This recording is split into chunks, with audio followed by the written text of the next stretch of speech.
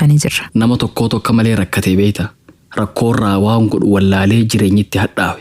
Ka'ee firraa hayyuu tokko mari'ate. Hayyee. Yaa hayyuu keenya akkanatti rakkadhe. Mee maal naaf dhaamta je'ee hayyicha gaafate. Hayyuun kun mee waa lama si gaafadhuu je'een. Namtichis gaafadhu je'een. Gaafa addunyaarra dhuftu rakkoo tanaa wajjin dhufte jennaan lakki gaafaan dhaladhu rakkoo waan taatee maalitti hin beeka je'e namtichi.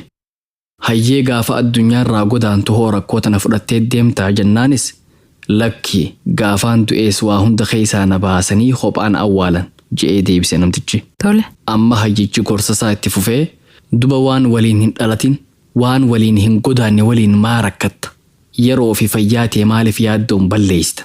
Obsi addunyaa keessatti obsi guddoo si fayyada. Hanga lafa laaltuu ol samii ilaali. Hanga warra lafaa abdattu rabbii kee yaadadhu. Milkiin harka rabbii jirti. Rizqiin tee qaata barreeffamte. Qadarri wanni si qunnamuus qaata galmeeffame. Walumaa galatti jireenyi kun yaadda'uun fedhu. Waan harka rabbii jiru. Waan rabbisiif kanni qalbisi. Seeqi je'een. Dhugaa ilmi namaa hanga jiraatu kana rakkoo fi bal'oo jidduu jiraata. Yoo itti beekan rakkoo fi bal'oonis gaariidha jireenyuma. Namni yoo itti bal'atte shakkaree yoo rabbiif galata galche mindaa gaarii qaba. Wasayajzi Allahu shaakiriin. Rabbiin warra isa galatoonfatuuf jazaa deebisa.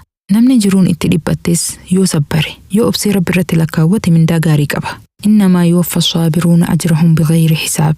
Warri obsan waan galata isaanii hisaabaan maletti kennaman. Yoo gammaddee jiraatu barbaadde waa hunda harkatu yaadin. Waan siin galchine hunda keessan seenin. Waa hunda akka sammuun tee yaaddutti siin xiinxalin. Warri meeta xiinxale gariin cilee ta'uu harkan. Mee eega hangana jenne kala.